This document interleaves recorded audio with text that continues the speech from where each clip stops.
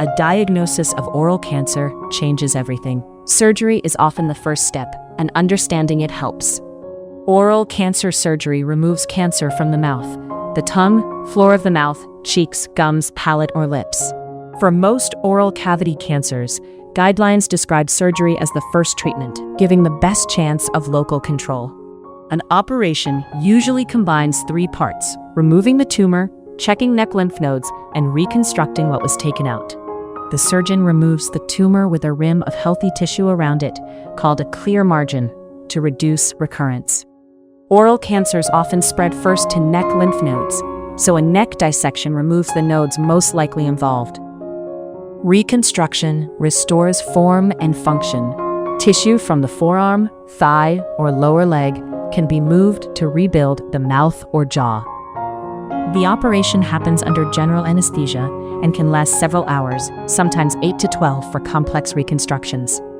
Early recovery happens in a specialized head and neck unit, with a feeding tube and sometimes a temporary breathing opening.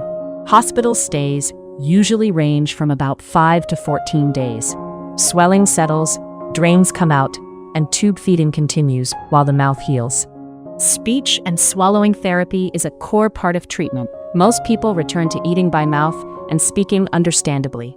After surgery, pathology guides next steps. Radiation or chemoradiation may follow, usually starting within about 6 weeks. Stopping tobacco and alcohol significantly improves healing and lowers the risk of the cancer coming back or a new one forming.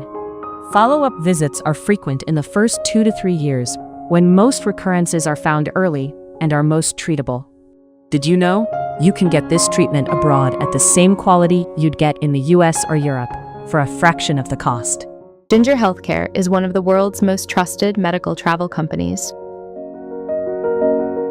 It helps patients to find safe and affordable care in India, Thailand, Turkey, Singapore, Dubai, Malaysia, and more.